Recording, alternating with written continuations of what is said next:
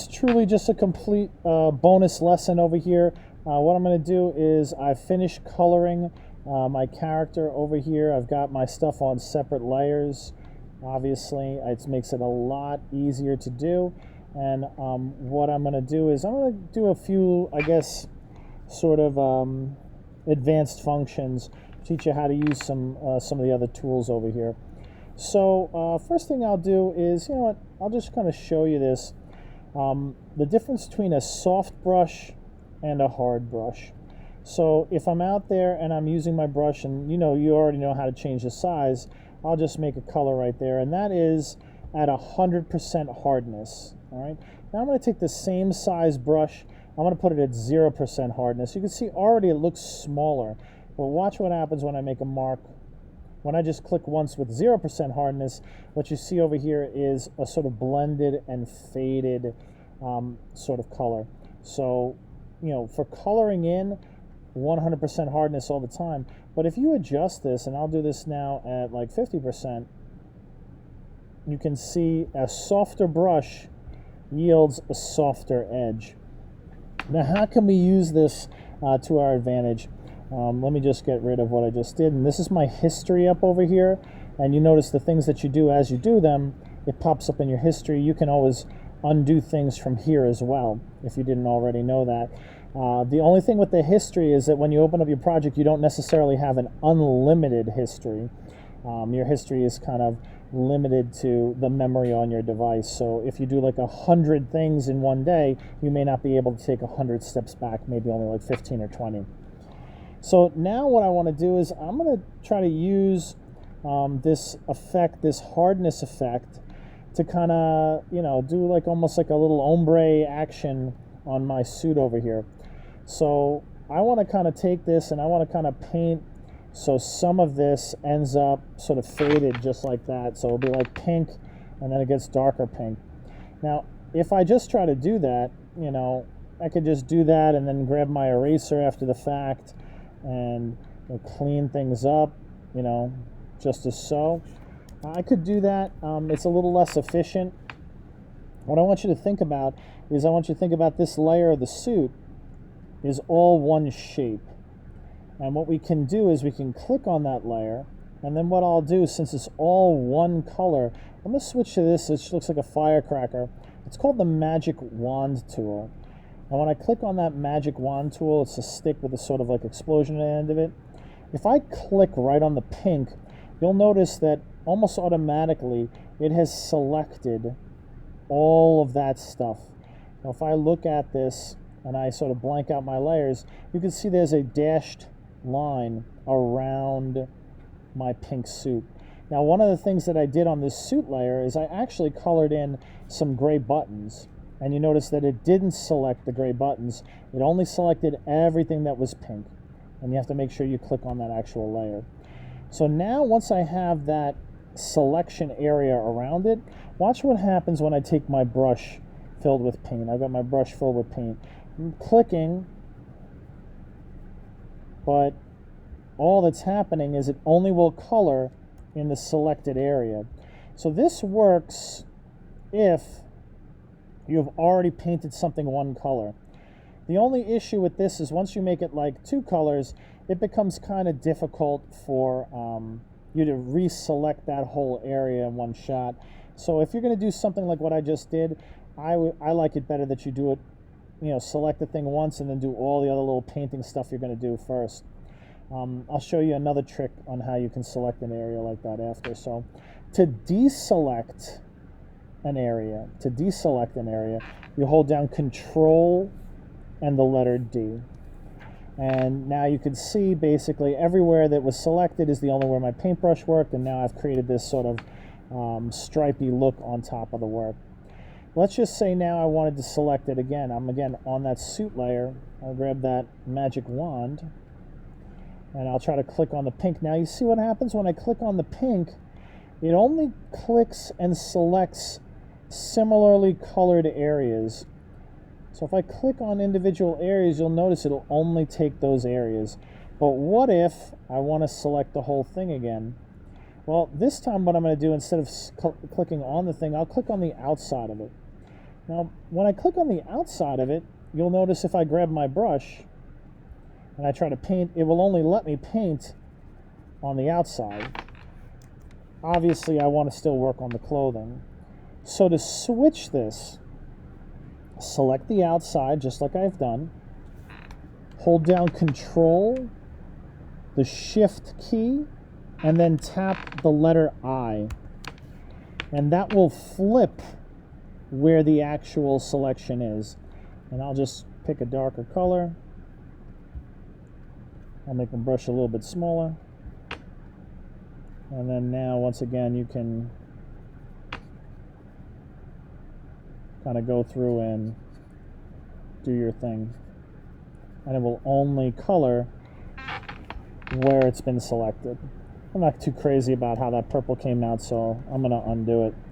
Let me get a little bit bigger brush and my low hardness. And now there's other brushes in here. Now that we understand the selection area, you can click on these and they're automatically set to their sizes or hardness. There's some auto ones that are selected here as far as circles that are soft, but there are also some ones that are different shapes. Now, if you grab one of these different shape ones, let's say like this, you try to use it, you're not going to really notice any difference in it. Well, with this sort of like sponge looking brush that I've selected, what I'm going to do is I'm going to make the brush very, very large. And now you can see it sort of has this sort of staticky look to it. I'm going to zoom in a little bit so you can see it. I've got it loaded up with paint, the purple paint, and now what I'm going to do is I'm just going to tap and tap. And just tapping the brush once instead of dragging it all the way around, it'll give me that texture of that sponge painting. And that's something I can go around and I can play with a little bit. I think I want to actually add some other colors to it, so I'm going to go ahead and I'm just making a mess of this thing, so I'm going to go with a little bit of teal. I'll go ahead and make my brush a little bit smaller.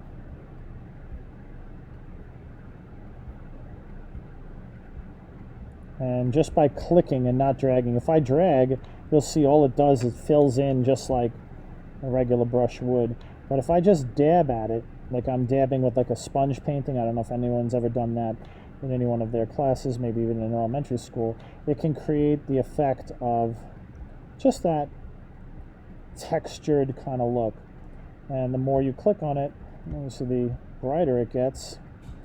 But with something like this where I've done a few layers of sponging, it sort of gives it this sort of fabric-y kind of textured look. And some of you might find that interesting or may want to actually use it. I'm just going to add a little bit more to my particular character.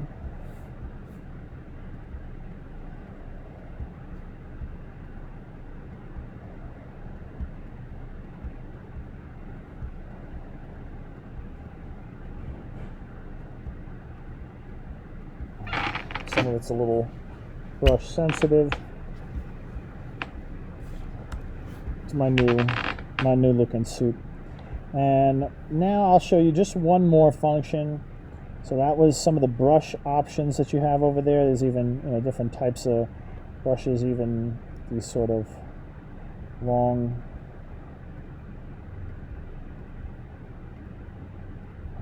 and go ahead and give it sort of different look. Last thing I'm going to show you is a little bit of an option for shading, and I'll do a little shading on the skin. So what I'll do here is I'm going to click on the skin layer, and you notice that everything I've been doing has not been affected. It's only been on the suit layer. So I'm going to do Control and D to deselect, and then I'm going to click on the skin layer. I'm going to grab my old magic wand and I'll click on the skin. It only has the facial skin over here. If I want to hit shift, I can click on the hands, and I'm holding down shift, and I've got all those areas and I'm selected on that thing. Another way I could get them too is I could also just click on the outside of the skin and then hit Control, Shift, and I to reverse it. I'll go ahead and zoom in, and one of the things I can use on the skin here is some effects called the dodge and the burn. They may just be on your toolbar, or they could be hiding underneath this teardrop looking tool, which is the blur tool. But I'm going to grab the dodge tool first, which looks like a little lollipop. That lollipop is adjustable just like a brush. You can see you could adjust the size of it. What I would tell you with the burn and dodge tools is that you should turn the hardness all the way down. And what does the dodge tool do? Okay, what I'm going to do is I'm going to take my dodge tool and I'm going to just start painting on the forehead. And what you've noticed is where I go over with the dodge tool, it technically makes things a little bit lighter. So, you know, I can adjust the size of my brush, and I can kind of come in, and as I drag my dodge tool over areas, it actually lightens those areas, kind of makes them a little bit brighter looking. I can do that and actually add a little bit of shading to my character. Gives the character a little bit more depth, gives the character a little bit more sort of three-dimensional nature. So what I can do is I can add a little bit of that brightness. Now, where should I add brightness? Well, the places, the best way to do this is to add brightness where on parts that stick out a little bit. So like, for example, like, you know, the cheeks of the face, or the middle of like the foot where it's round and that middle part sticks out a little bit, that adds a little effect. So like the cheeks stick out a little bit, I'll make them a little lighter. The chin sticks out a little bit, I'll make that a little lighter. So does the nose, so does the forehead. So that was dodging. And again, with dodging, you can adjust this brush whatever size you need, but I would put the hardness down real low. For burning is the little hand, the hand with the sort of like fingers together in a circle. Again, that's also a brush. I would recommend that you turn that brush all the way down to 0% or lower, or low, like less than 20. And then with the burn tool, if dodging made things lighter, burning will make things darker. So where to make things a little darker, like under his chin, on his neck, and the edges of things, under his nose, maybe in or around the orbital bones of the eye, areas that are sort of folded and creased up, underneath stuff. And adding that little bit of a burn gives it a little effect. I'm going to Control and deselect, and now what I've done is you can see I've given my character a little bit of three-dimensionality. Again, these are pretty advanced functions. Once you understand how brushes and everything work, I think they're a cool thing to play with. I'll do one more thing to my little summer-suited beach guy. I'm going to go ahead, I'll go to his shirt, which I made purple. All right, and I'm going to select that layer. I'll go ahead and select just the purple parts. Easiest way to do that is click on an empty area. You'll see it selects everything. If I grab my brush and tried to paint right now, you can see it would only happen, actually it'll happen everywhere except the areas that I selected. So I'll undo that. And what I'll do to get just the purple parts that I wanted to get, I'll hold on Control, Shift, and I. That switches it up, and then you can see how that works. I didn't want to make that. What I'll do is I'll do one more little painting thing. I'll get my red out, and I think this time what I'll do is I'll get a really small brush, a regular circle one, real small. We'll do it in two, and then what I'll do is I'll just kind of scrabble a little bit. You can see what I'm doing. And just kind of create a little textured design on his shirt and his collar.